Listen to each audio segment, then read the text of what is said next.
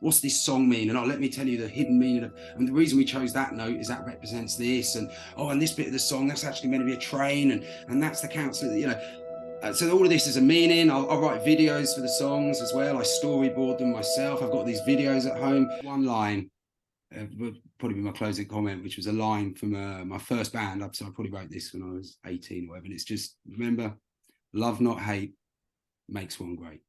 Power Ace Radio. Okay, so hello everybody. Welcome to another episode of PAR Meet the Artist.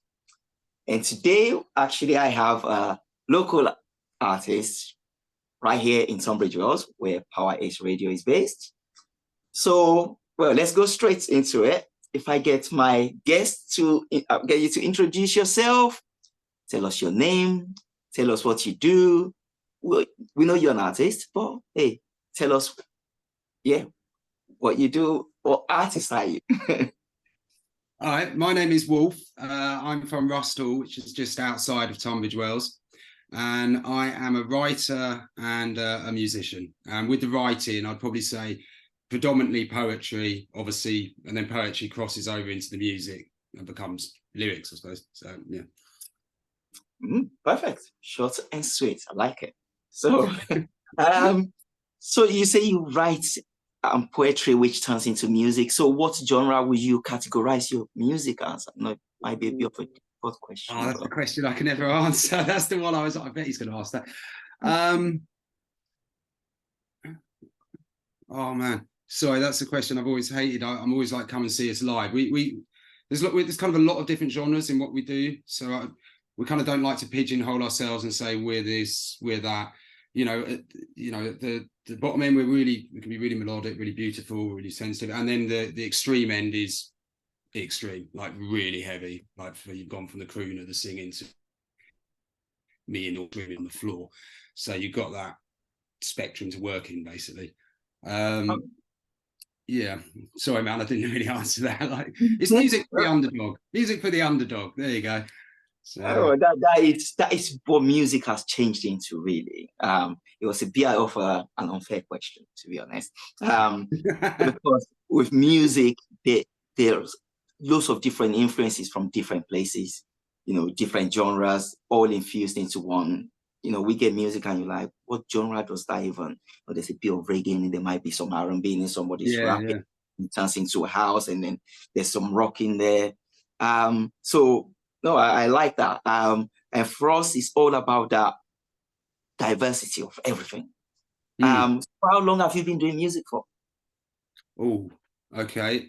Are you good at maths? Because I'm not great at maths, so you can do the maths. What am I? I'm 46 now, and I probably started writing when I was 11 years old. That's when I started writing for the first time, was when I was 11. And then a friend of mine, which I didn't know at the time, who lived in Rusthall, he started playing guitar on his dad's guitar. And then one time we were on the rocks, we were walking past the rocks, and he's like, look, man, I've been playing with dad's guitar. And I'm like, hey, I've been writing words and lyrics and that. Let's start a band. And that was it. That was like one of my childhood friends, and we started our first band. Oh, wow. So writing for me came first, and then music. Wow, that's over 35 years now. Yeah, I mean, like I said, maths is definitely not my strong point, so yeah. That is a very long time. Yeah. And all through that, so do you only do sort of live performances? Do you record your stuff? Are you on so the thing I do most is write. I pretty much write every day. So I always have a notebook on me. In fact, look, I've got it, not to show you, but obviously I'm sitting down, so I've taken it in my back pocket as one of my notebooks. I've probably got, in all those years, I mean, hundreds, maybe thousands, whatever of these. And I'm always writing anything I overhear, anything I see, observing people, life, or if something comes to me like a poem. Normally they start as just poems, and then certain poems will become songs if it's just the right, it kind of, sometimes songs write themselves. Like I might write a poem and then me and my bandmate will jam, and then suddenly I just start doing that and go, oh man, that was meant to be there. but I'm always writing, and I do write a lot of music in my head. And then my poor bandmate, like, I'll turn up to band practice and I'm like, right, man, I've got this song. I need you to do this. It goes like this. And he's like, oh, right, okay, yep, yeah. So that's a good collaboration, because I definitely I have a lot of stuff in my head, but I can't do it without other people, without my friends, without other musicians. I can't do it alone. We all need each other, don't we? So Absolutely, and that's what it's about. yeah. So in terms of maybe the recording side of things, but nowadays it's a bit easier. But what are your social handles, where if people want to go and find out what you and your band are up to, where are the go-to places? Okay, so this is why I think it's really funny you've got me on here. Like, I love creating music. Okay, I love writing. It's in my blood. It's in my passion. It's all I do constantly. I'm thinking, even when I try and go to bed, sometimes I'm like, oh, I just want to sleep. Oh no, I've got to get up and write that down. So I'm always creating. When it comes to that side of it, I am terrible, and I don't have an online presence. We don't have anything like that. I when we play a live show, I actually make the flyers. Like, I cut bits of paper out and stick them like punks used to do, make an offline. And then I go down the Ryman's or somewhere and I pay their photocopier, and then I hand them out on the street, which not many people do anymore, really. It's all Facebook. I'm not on Facebook. I don't ever want to be on Facebook. So it's just word of mouth, really. But sorry, I'm not answering this. I realise now I have to change that, because it's all well and good me creating stuff, but what's the point if no one gets to see it or hear it? So I need to sort that out and get an online presence. In fact, you've helped me realise that by making me do this interview. Yeah, yeah, you have. You've actually really kind of forced me to look at myself, and I was like, I don't think he has any idea that I just make stuff but kind of do nothing as well. Oh, yeah, because it's the way forward. For us, we want to hear what you've got. But well, we've got stuff. No, I mean we have recorded, but it really is. This is, I was thinking, like, this is where someone like a manager comes in, isn't it? So because my mind, my brain, the way I work, we're all different, and I know myself is I could talk about the music and what's this song mean, and let me tell you the hidden meaning of, and the reason we chose that note is that represents this, and and this bit of the song that's actually meant to be a train, and that's the council, so all of this is a meaning. I'll write videos for the songs as well. I storyboard them myself. I've got these videos at home, but I need someone to direct that. And for gigs, really, I should get someone who's good at that, and a manager. We do play, and when we do play, it's kind of an event, because we don't play so much. So it does make it more of a magical, so when you get to see the band, because we're quite different, it's always an experience people kind of walk away from. And whether you like it or not, people are always like, well, that was... So one thing I can say is our live show with what we are is normally very different to what people have seen before.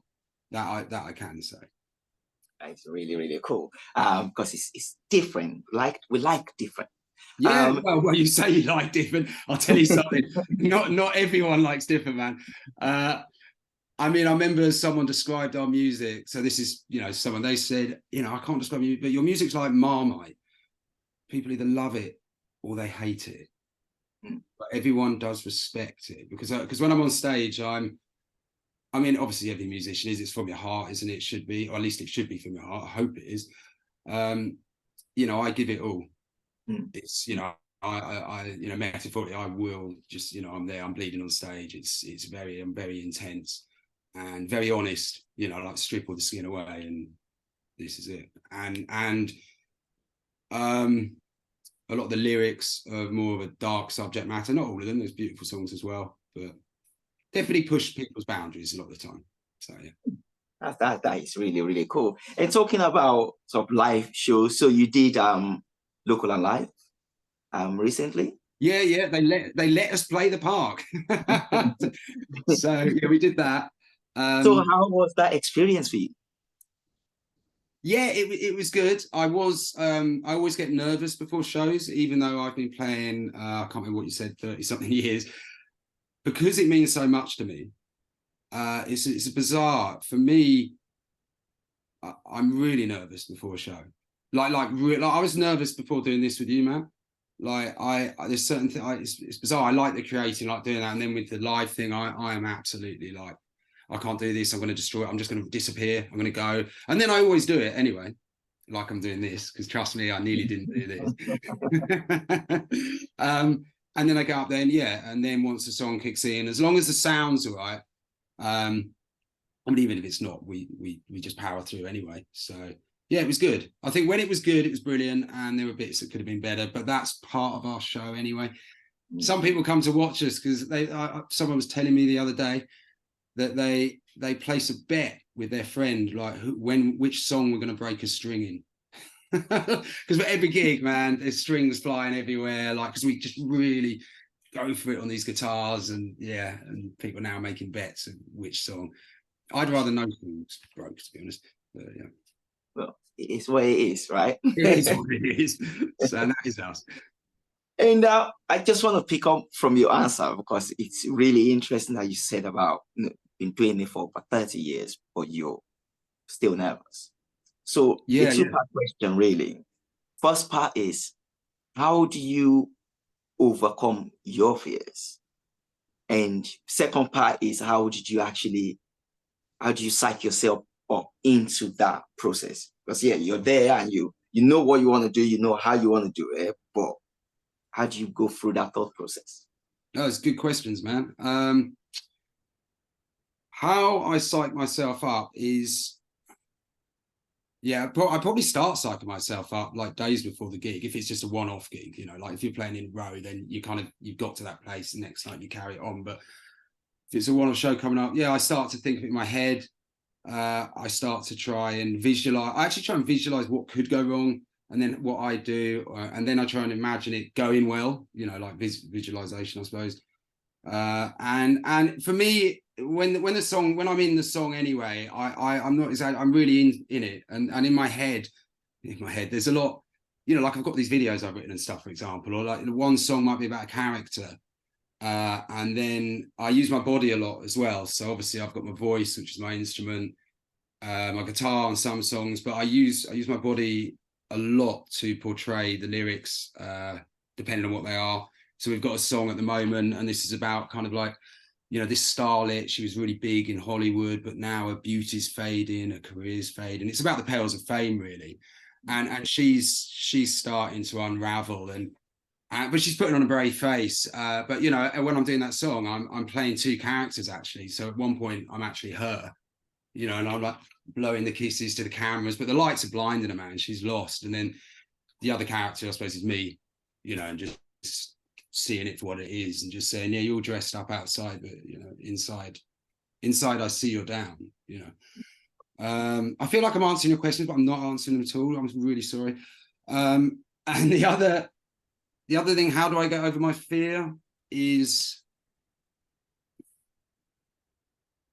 I normally go through this weird ritual. I've only realized it the last year. I kind of have to tell a few people that know me and just go, I'm really worried, I'm really nervous. And I kind of had to say it and get it out, and then I can let it go. Or there's a guy who I'd really admire in life, like a martial artist, like he's a writer now, he's a BAFTA winner as well, like Jeff Thompson. And his thing about fear was like, feel the fear and do it anyway. So, which is what I've done with your thing here, man, because, I'm not good with, I really wish I was there in the room with you. That's the way I'd love to be sitting there and over there. But this to me is really like, whoa, like alien. No, I definitely get you. It's just that's the format, and maybe it's something that we should consider for the future. So that's no, I'm not. It's a good thing. Yeah, whatever what you're doing. I'm not saying. Sorry, I didn't want that to come across wrong as criticism, but I'm not good with technology, basically. But I realise I've got to, sort that out. No, absolutely. But I said, it's something, because we do. So we've gone to like shows. We record the show, we do a live interview, and then so we cover the interview and the show. So for you, that probably would be So definitely, I take that on board. Like, but the funny thing is about this, man, is like, so you sent me that message, the Zoom thing, you said, Wolff, you're booked in for this. And I saw it and was like, what's this? Because I saw you in the club, didn't I? We obviously organised it, yeah. And I was having such a good time that night, but I definitely drunk too much, and I couldn't remember us organising it. So when I got this thing, I was like, "Oh my god!" And I was like, "Oh man, oh man." So yeah. No, this is it, and it's the very first close one. So it's different feel, different vibe. Yeah, it's a different vibe. Yeah, it's good. I'm to be honest, man, I'm really enjoying this actually. So yeah, it's good. I'm glad. And let's go back onto you. As to, so you say you write a lot, write from experiences. What artists do you listen to? Who are the artists that you listen to growing up to become Wolff? Okay, so bizarrely, actually, one of my main influences for the music I write is probably film soundtracks. Like, so it's not, it might be a sound like okay, for example, like I like the TV series Twin Peaks, the original 80s. I mean, the new one's great as well, but Twin Peaks, that's a massive influence on me. Huge, like that Twin Peaks to me is like a true work of art. It's got everything in it. It's the funniest thing. It's the darkest thing. It's so many levels to it. So that is an influence, and the soundtrack with that. When I was younger, I think I heard I heard Guns N' Roses' Appetite for Destruction, and that, whether it's not everyone's cup of tea, but that at the time when I heard that, I was like, whoa, what is this? This is cool. And then probably growing up, the grunge scene is when I enjoyed the grunge scene, and that was a massive influence on me. Bands like Stone Temple Pilots, and another band, actually, funnily enough, which people don't realize, I really like In Excess. I love In Excess, man. And it's really funny. We got a song in the band I'm in, and it's really heavy, this song. And what they don't realize is it's inspired by an In Excess song, which is really beautiful. People are like, really? I'm like, oh yeah. That is really... Yeah. Movie. Yeah, sorry. No. So movies, it's very interesting for a musician to, like, you're the very first musician that I've heard that, yeah, you named some artists, but movies was your main go-to thing. That is movie soundtrack. That is really, really cool. Man, definitely movie soundtracks. And I listen to, yeah, I never really thought of it really, but yeah, definitely. Like, would you write a movie soundtrack? I do. Well, in my head, I mean, so for example, when I say like I write the videos, not every song, by the way, gets me storyboarding a video.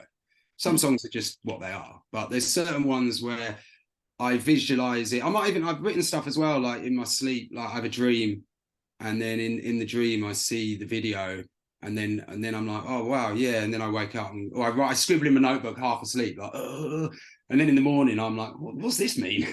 Like, yeah, so sometimes the image comes first and the song later. And I love movies, man. Movies are cool because movies, you've got everything. I mean, you've got the music, you've got the visual, you've got the story, you've got another thing I like, by the way, is I like it when I like having something physical in my hands with a band. So if I buy a CD, whatever format it's on, I want to have a booklet. Yeah, I want a booklet which I open and all the lyrics are written down and there's drawings and I can see what's going on. It's really, it's an experience. I'm listening to the music. I'm looking through the booklet. I love that. That's just the best, and that's dying. Actually, I think it's just now. Yeah, put it online and that's it. You just listen to it. But I want the whole experience, to be honest. It's a digital world, and the compensation for that, I suppose you can transcribe it and see at the bottom of it.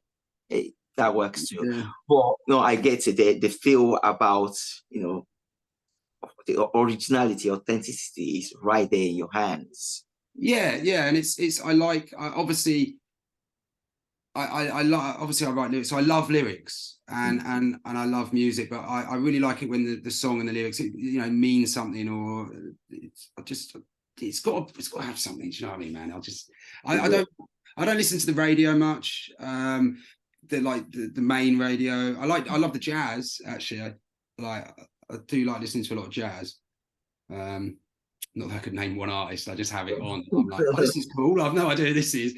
And then I'll sit there going, yeah, I'm in a movie. I'm just in my flat, but yeah. Okay. But out of all this, so you've named some artists. You say that, you're a movie buff anyway. So if your band could collaborate with either another band or one artist of your choice, dead or alive, who would it be? Wow. What a question. So I could work with anyone, yeah?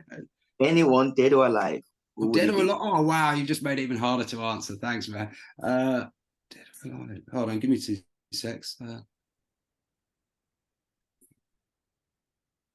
Actually, no, I'm going back. David Lynch. It's got to be, isn't it? I mean, I know he's not a music David Lynch. Why David Lynch? Because Twin Peaks, I love Twin Peaks. Or there's the Japanese game director Hideo Kojima. I'd love to work with. The weird thing is, I'm not actually giving you musicians, am I? Now I'm giving you a game developer, but I would love to work with Hideo Kojima.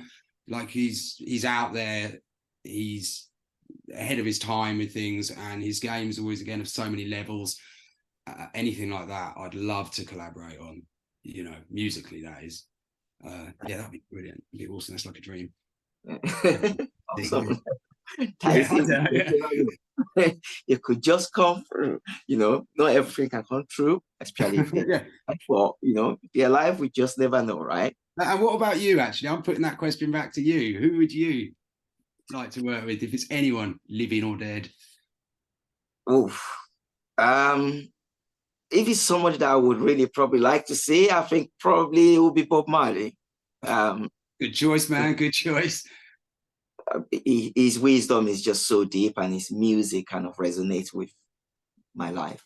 Yeah, man. Oh, that's cool. And I can see you two working together and making some great stuff. Awesome.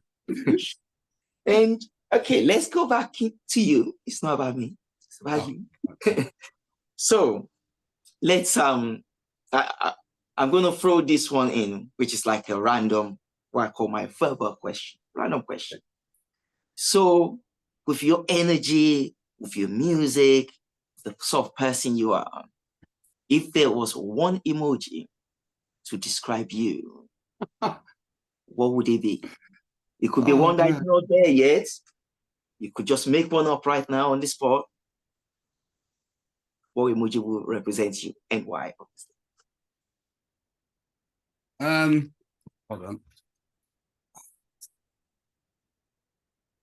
Well, it'd be a wolf, basically, wouldn't it? So it'd probably be a wolf emoji, or it would be a symbol that I draw on myself. I've never done a gig in my life without it on my arm, actually, and I've been doing that since I was 15, drawing that.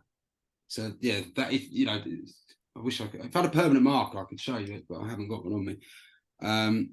It would be that. And that symbol, that sigil, actually, is from a song called Inner. So yeah, I guess that would be the thing to sum up me.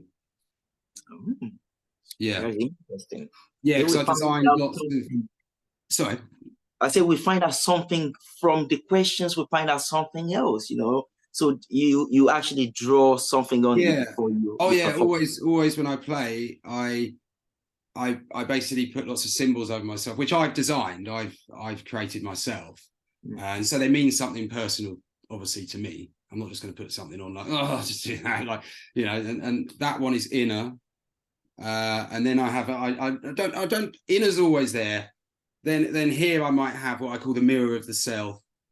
And then that seems to be staying quite a lot now. But then other times I might change that to like, it's a bit like an anchor.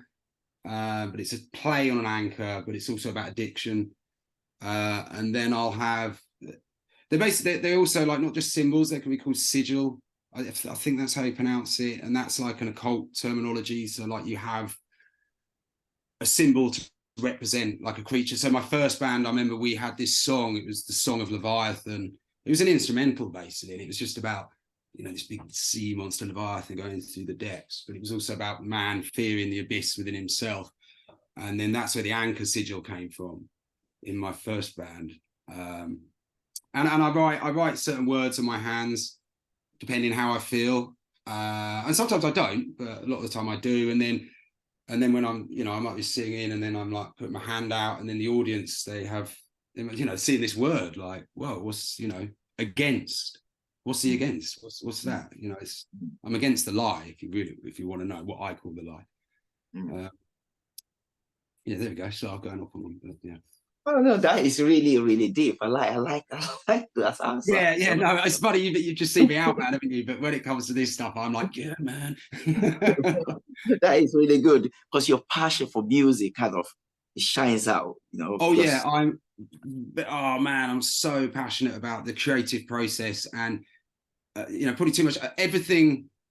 Normally when I do something, every little thing, this hidden. I remember when we recorded my first band, I'd hide stuff in tracks. No one's ever going to hear. No one's ever going to hear it, right? And I'm like, oh, this is really important because the lyrics mean this and this means that, and I hide that there. And I'm like, but at least I know it's there, you know. But yeah, it all means something, man, and it all adds up. So no, that is really, really cool. And let's go into this bit. So what is in the pipeline for you and your band? How many people in your band, actually? All right, so this is. I mean, I suppose I should say this earlier. There's just two of us, just me and one other guy, and we're just acoustic. So I could have just said that at the beginning, like, you know, what sort of genre. But the thing is, we're not like any acoustic band you've seen. Trust me on that. I remember once we played this acoustic night, and you know, most people enjoyed it, but one person was really going a bit mad and complaining, and they were screaming at the promoter, they're not acoustic, they're not an acoustic band. And I'm standing there with an acoustic guitar in my hand with my bandmate going, that's an acoustic guitar, how are we not an acoustic? You know what? Because we didn't play some bland, you know, whatever. But there's two of us. I think the future I think getting a drummer would definitely make us more accessible. Not that's why I'd want to do it. I just like it because it just gives the songs that extra oomph. But I think sometimes people find it hard to get their head around because we don't have a drummer. And sometimes we can be very, very intense. We can have quite a trippy song, like puts you in a trance. And sometimes people say they can hear drums, even though there aren't drums there. That's pretty cool. That's for the future, maybe. Recording. This is the future. Recording, getting everything out there. Me getting on this social media, collaborating with more people, not being afraid to do it, because I think for a lot of my life, I definitely self-sabotaged things. You know, and I don't want to live like that anymore, basically, at all. I just want to get everything out there. And for me, you know, people like it, yes, but if people don't like it, I don't mind that. Obviously, we all want to be liked, you know, it's a human thing, of course, you know, but you can't please all the people all the time. And I'd never compromise myself just trying to please someone. I will do what I think the song artistically, in the vision that we're going for, it needs. And that's the most important thing for me. That is really, really cool, because actually that's what, especially being an independent artist, that's one thing you always have in control. Like the creative process of it all, you're in control of it, rather than somebody telling you this is what you should do, this is how you should do it. So kind of wrapping up now, as to, so your music and, you know, your poetry and everything you do, what impact actually are you trying to leave on the people that are listening to it? What do you want them to gain from it? Oh wow, that's a good question again, man. What do I want them to gain from it? To not feel alone in the world for anyone. So no one feel alone with certain problems that they might have in. And then from that, hope. So, you know, you're not alone. you know, we all have these issues, and here I am on stage, I'm singing like certain things, or I'm like, so you're not alone, and there is hope. It's always hope, because the bizarre thing is, like, I might write quite dark stuff, but ultimately, for me, I don't think it is dark. I don't think it's dark at all. I think what's dark is if you don't look at things in life, then that's a problem. But if you look at something, well, how dark it is, you shine a light on it and it becomes better. So people are afraid to look at the dark things in life and to confront things. I'm not, and I'd like to be a voice for those who cannot, for the people who can't, I don't know, defend themselves, look after themselves, whatever. And I'd like people to know there's a strength within them that they can do anything. So yeah. Wow, that is really, really beautiful. I have nothing to add to that. And just as a closing remark, is there anything you want to say to people watching the show, or to somebody thinking, oh, I really want to start music, you know, or I really want to start poetry? What closing remarks do you have for us? Oh yeah, do it. Don't think, do. That's Bruce Lee, actually. Don't think, do. Yeah, do. Don't think, start doing. And if you want to write, like poetry or anything like that, it's easy. Get yourself a notebook, one of these, always have it on you. Always. And then start to make a habit of writing stuff down, looking at things, always writing. I write all my dreams down as well. And don't worry about when you're writing it down if it's good or bad, because a lot of what I write is terrible. But you have to go through that to get the gems, you know, to find the diamond in the rough. So just keep doing it, and the more you do it, obviously the better you get. I can hear my mates giggling in the background. So yeah, and don't ever let anyone tell you otherwise, because I had a lot of negative stuff when I started. Like, you know, like my dad put me down and stuff, and I never listened. And then, you know, then suddenly I'm playing these shows and I'm doing that. And then I've got people coming up to me after shows going, oh man, that song really helped me. And oh, that poem you read, that oh my God, no one's ever summed it up like that. And that's cool. And you too can have that effect on people. So start doing it. That's one last thing. Yeah, actually one last thing is just one line, would probably be my closing comment, which was a line from my first band. So I probably wrote this when I was 18 or whatever. And it's just, remember, love, not hate, makes one great. Wow, that is perfect. I think on that note, I would like to say thank you so much, Wolff, for coming on the show. Thank you for getting me in the car and tricking me when I was drunk. No, thank you so much, man. It's been a learning experience, and it's been a pleasure, and I would like to do it again as well. So thank you. Absolutely, we'll most definitely catch up again pretty soon. Until then, take care. Have a good one. Bye. More music variety on Power Ace Radio.